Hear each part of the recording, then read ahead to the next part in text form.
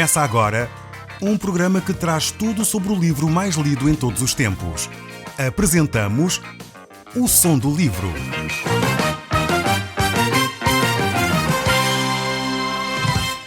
Seja muito bem-vindo. Neste podcast vai encontrar o livro mais conhecido e lido em todo o mundo. Vamos levá-lo numa viagem pela história da humanidade. Este é um audiolivro para si, para a sua família e sociedade em geral. Contextualização e comentários de Paulo Chaveiro. Eu sou Paulo Chaveiro e nós hoje estamos de volta ao Novo Testamento e estamos a olhar para o livro de Hebreus. Este livro que é tão interessante. Nós estamos no capítulo 1 e vamos ver o verso 2. No último programa nós pudemos fazer uma introdução lendo também o verso 1 deste mesmo livro. E realmente esta epístola que nós temos aqui diante de nós, ela revela a pessoa de Jesus Cristo de uma forma totalmente nova, peculiar até. Realmente transporta-nos para perto da pessoa de Jesus. Nós necessitamos de conhecer bem melhor a pessoa de Cristo para poder crescer na nossa vida de santificação, na nossa vida de oração, na nossa vida de meditação. Quanto mais nós conhecemos a Cristo, mais próximos nós ficamos de Deus, melhor nós nos conhecemos e realmente podemos melhorar a nossa qualidade de vida. E é essa a proposta que Deus traz ao ser humano, que nós possamos viver uma vida que vale a pena ser vivida. Então, se você tem esse desejo no seu coração, convido a ficar connosco nos próximos minutos para podermos analisar aquilo que Deus tem neste livro de Hebreus, que realmente pode transformar a nossa vida. Este texto que nós vamos ver vai apresentar-nos a Cristo como sendo superior a todos os profetas que alguma vez existiram. Há algumas religiões que consideram Jesus Cristo como um profeta. Os muçulmanos, por exemplo, têm grande respeito pela pessoa de Cristo, consideram-no como um profeta. Mas o texto de Hebreus mostra claramente que Cristo é superior a qualquer profeta que alguma vez já existiu, mesmo maior que Maomé, mesmo maior do que qualquer outro ser que tenha sido bondoso. E realmente há muitas religiões que têm os seus próprios líderes, que são pessoas, muitas delas extraordinárias, e algumas dizem, bem, Cristo foi um homem bondoso. Eu quero dizer que pela Bíblia nós vemos que Cristo não foi só um homem bondoso. E neste texto de Hebreus nós vamos ver que Cristo é muito superior aos homens bondosos.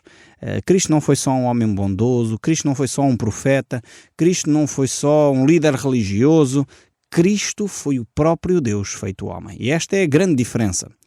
Alguns dizem respeitar a Cristo, mas quando tentamos diminuir a pessoa de Cristo daquilo que ele é na realidade, para todos os efeitos estamos a desrespeitá-lo. Então não basta dizer que Cristo foi um homem bom, não basta dizer que Cristo é um profeta interessante, não basta dizer que Jesus Cristo tinha uma filosofia de vida inovadora. Não. Se ele de facto foi tudo isso, ele só poderia ser quem ele disse que ele era, que era Deus feito homem. Então ou Jesus Cristo era quem ele dizia ser, ou então ele era um grande mentiroso, porque não poderia ser uma boa pessoa, um bom profeta, porque ele afirmou-se ser o próprio Deus.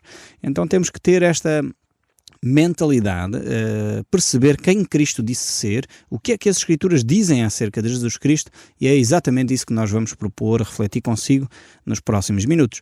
Vejamos o verso 2 deste capítulo 1, ele diz, nos últimos dias nos falou pelo Filho, a quem constituiu herdeiro de todas as coisas, pelo qual também fez o universo.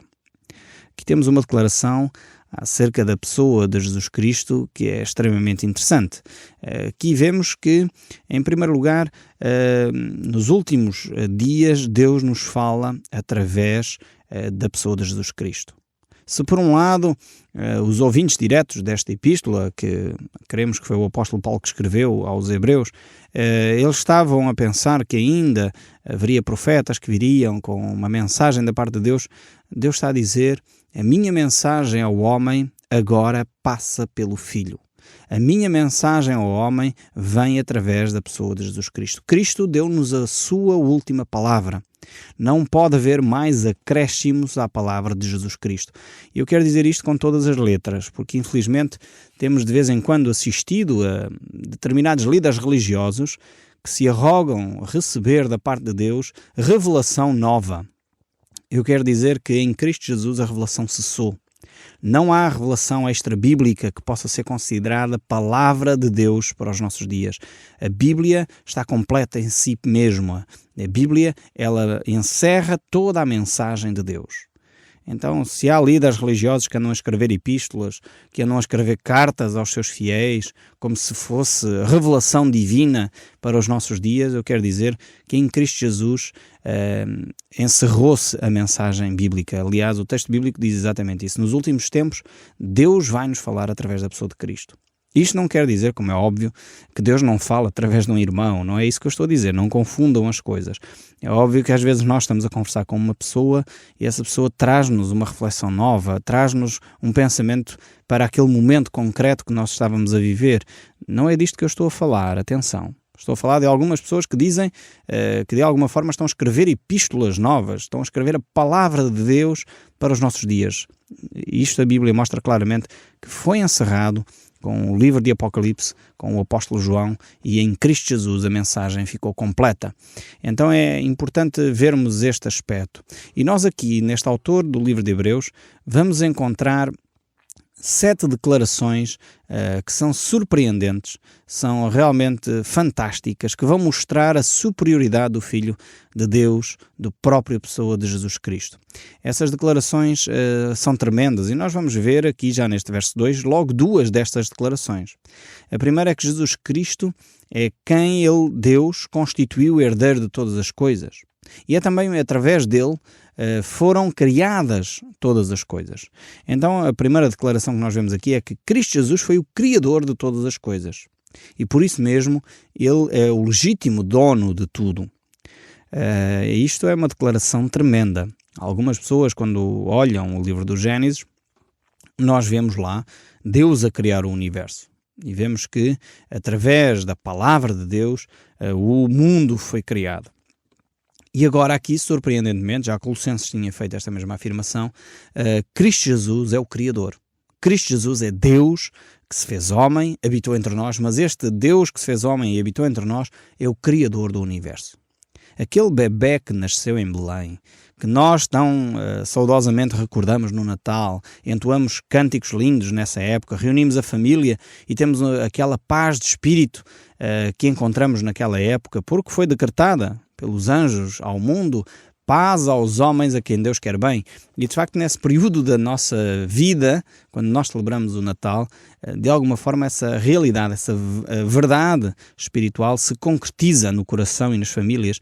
E quando vemos isso acontecer, percebemos que aquele bebé de Belém, que nasceu vulnerável, nasceu de alguma forma bastante frágil, é o Criador de todas as coisas.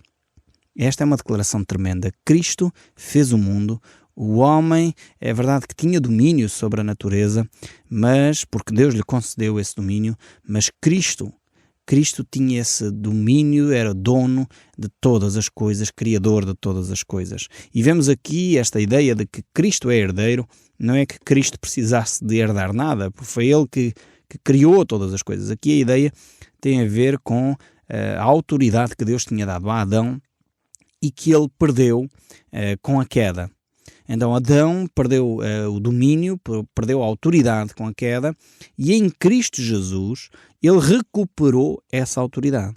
Porque Deus se fez homem e habitou entre nós, e ao morrer na cruz e ao ressuscitar, vencendo a morte e o inimigo Satanás, então Cristo recuperou para si, tornando-se assim, desta forma assim, herdeiro de todas as coisas. Então espero que tenha ficado claro esta autoridade que Cristo recupera para si, vindo à Terra fazendo-se homem. E se nós nos lembrarmos de alguns textos dos Evangelhos, vamos perceber que Cristo tinha autoridade sobre as doenças, por exemplo. Cristo tinha autoridade sobre os animais. Não sei se você reparou, se lê com atenção, quando Jesus diz ao apóstolo Pedro para ele ir ao mar, lançar um anzol, e pescar um peixe, e desse peixe trazia o dinheiro necessário para pagar imposto, ou quando diz aos apóstolos, lancem a rede para o outro lado do barco e dessa forma apanhar os peixes. Cristo tinha autoridade sobre os animais, sobre a natureza criada. Cristo tinha autoridade sobre as tempestades, sobre os ventos, sobre as chuvas. Ele tinha o domínio que Adão perdeu na queda.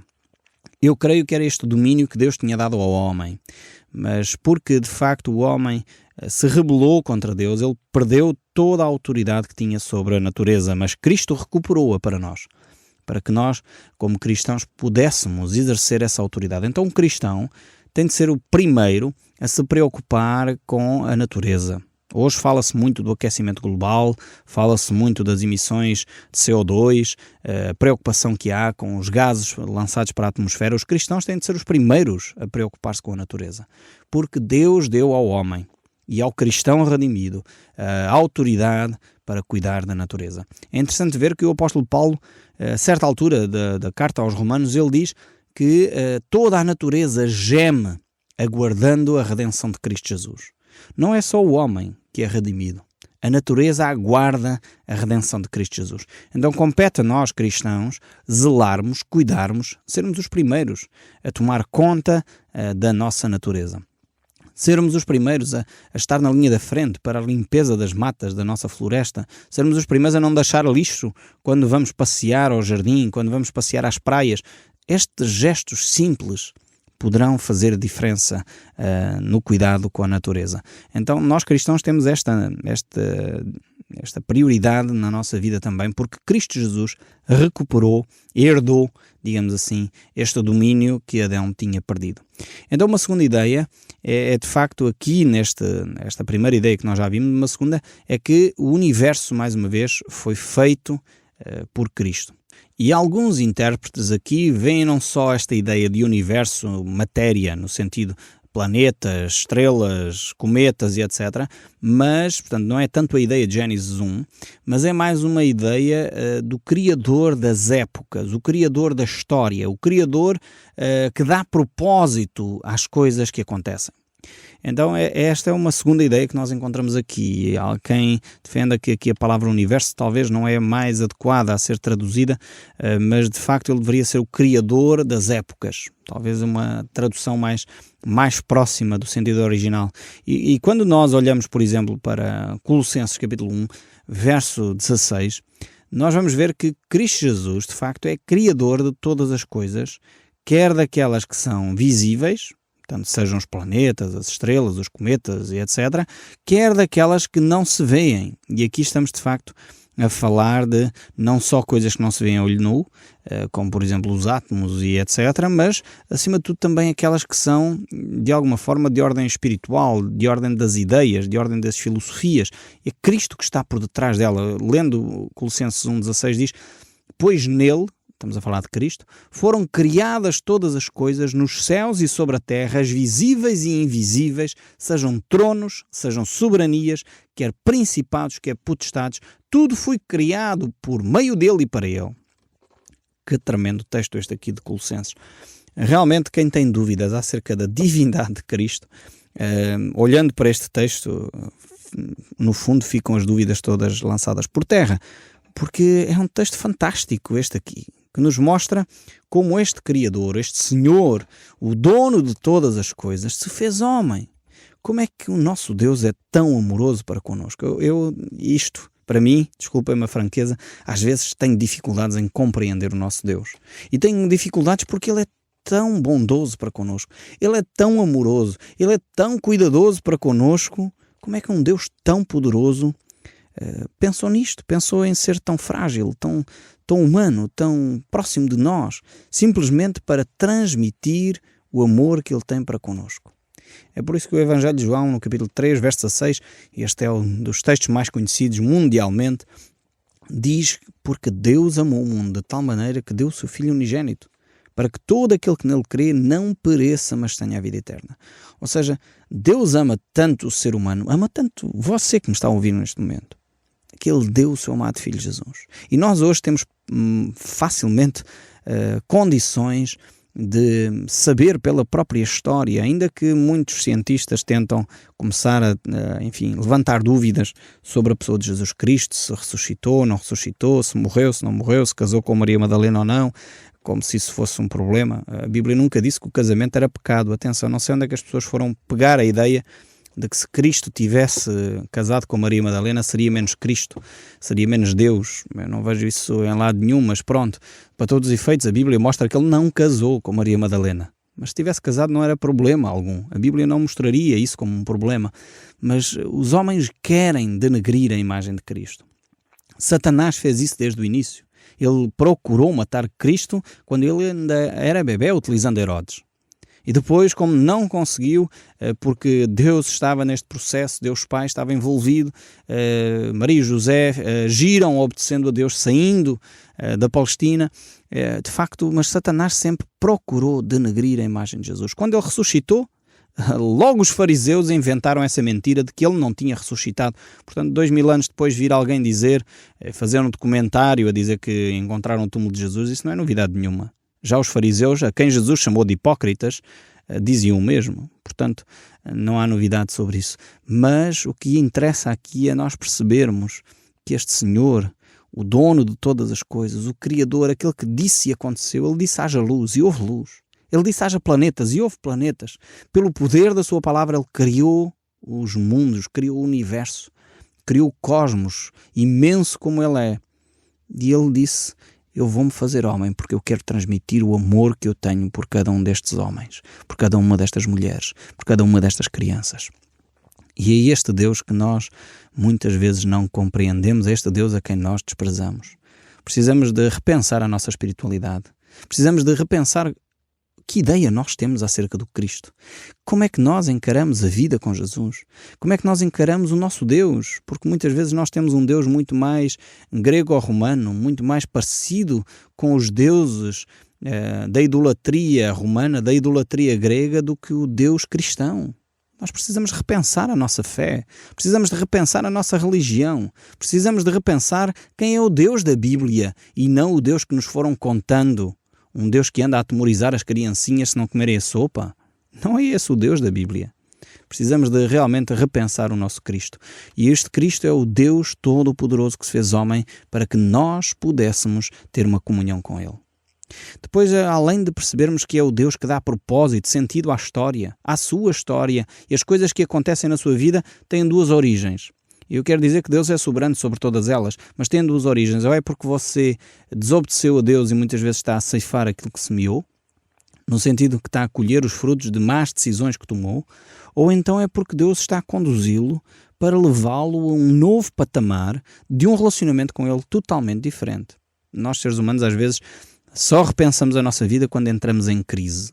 E algumas pessoas telefonam-me ou escrevem-me a dizer que estão a passar por uma crise. Isso pode ser positivo, pode levá-lo a repensar a sua vida, a mudar os valores que o têm norteado até aqui, que se calhar não são os melhores valores. Se calhar você precisa de começar a valorizar o amor dos seus filhos, o amor da sua esposa ou do seu marido. Começa a valorizar o relacionamento familiar, começa a valorizar as suas amizades, porque Jesus disse que é no amor que nós seremos conhecidos. E é quando nós temos relacionamentos fortes que nós somos saudáveis. E é quando nós temos relacionamentos fortes que nós somos ricos. Nós não somos ricos por termos uma conta bancária enorme. Há pessoas que têm uma conta bancária imensa, mas são extremamente pobres, são miseráveis, porque não têm paz interior, não têm paz consigo mesmos, e isso não tem preço. Não se paga com psiquiatras, nem com psicólogos, nem com medicamentos. Essa paz interior encontra-se em Cristo Jesus. Este é o Deus que dá propósito ao universo. E o verso 3 ainda diz: Ele é o resplendor da glória. Aqui vemos que, de facto, Cristo Jesus tornou-se manifesto para cada um de nós. Aqui a ideia de resplendor da glória é que Ele reflete a imagem do Deus invisível. Nós não podemos ver Deus. Assim como nós não podemos contemplar o sol olhando diretamente para Ele, porque se você fizer isso durante muito tempo fica cego. No entanto, se nós colocarmos uns filtros, não sei se aconteceu consigo há algum tempo, quando houve o eclipse, pôs uns óculos especiais ou umas radiografias para escurecer o sol, ou uns óculos escuros, mas mesmo assim não podemos contemplar o sol diretamente muito tempo, porque aquilo fere a nossa vista. Assim nós não podíamos contemplar a pessoa de Deus da mesma forma. E por isso Cristo se tornou o resplendor dessa glória. Cristo tornou-se materializável a glória de Deus, para que nós pudéssemos ver. E a expressão exata do ser de Deus. É esta declaração tremenda. Jesus Cristo não é um Deus com menor, como alguns dizem, como algumas religiões querem afirmar. Jesus Cristo é Deus com D maior. É Filho de Deus. Por isso nós cristãos acreditamos em Deus Pai, Filho e Espírito Santo. Ele é a expressão exata do seu ser, sustentando todas as coisas pelo poder da sua palavra. Tremendo isto. Nietzsche disse que Deus morreu. A Bíblia diz não, ele está vivo e ele sustenta todas as coisas. Se não for a palavra de Deus, se não for o poder de Deus, o nosso planeta já tinha sido engolido pelo Sol há muito tempo. O nosso planeta teria chocado com um meteoro qualquer, com um outro planeta qualquer, teríamos desaparecido da face da Terra há muito tempo. É Deus quem sustenta todas as coisas. E depois de ter feito tudo, a purificação dos nossos pecados. Ele não só sustenta, como Ele purifica os nossos pecados. E este Deus é tremendo. Um Deus que não tinha razão nenhuma para se preocupar connosco. Um Deus que tem o universo todo, imenso, tremendo. Os cientistas, quando conseguem vislumbrar o universo através dos potentes telescópios que hoje se têm criado, ficamos pasmados com a dimensão do universo. E Deus, num pequeno grão, lá num canto de uma galáxia, Deus se preocupa connosco, ao ponto de querer purificar o nosso pecado. Isto para mim faz-me ficar de boca aberta. Para mim, pasma-me perceber este amor tão grande de Deus por mim e deste amor por si. É este Cristo que nós nos vamos propor apresentar aqui neste livro de Hebreus. É este Cristo totalmente diferente que nós percebemos que é superior a qualquer profeta, superior a qualquer homem bom, superior a qualquer líder religioso. Ele é o próprio Deus feito homem. E menos que isto é denegrir a imagem de Cristo. Menos que isto é, de alguma forma, negar a fé. Por isso, há algumas religiões que tentam dizer que Jesus Cristo é um Deus com D pequeno, que Ele é simplesmente só, unicamente o Filho de Deus, mas não é Deus.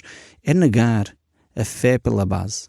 Nós queremos num só Deus, que se expressa, que de facto é manifesto, é apresentado, subsiste em três pessoas: Pai, Filho e Espírito Santo. E esta é uma das declarações mais importantes da cristandade em todo o mundo. Acreditamos num só Deus que subsiste em três pessoas: Pai, Filho e Espírito Santo. Eu espero que você possa, ao longo dos próximos programas, encontrar este Cristo, que é um Cristo pessoal, todo-poderoso, que veio para purificar o seu pecado, lhe dar um novo relacionamento com Deus, para que você possa experimentar a vontade de Deus, que é boa, perfeita e agradável. Nós hoje vamos ficar por aqui porque não temos mais tempo, para pena minha. Mas no próximo programa voltaremos a ouvir o som deste livro. Continue a estar atento e ligado connosco. Que Deus o abençoe ricamente e até ao próximo programa. O Som do Livro, uma produção da Rádio Transmundial de Portugal.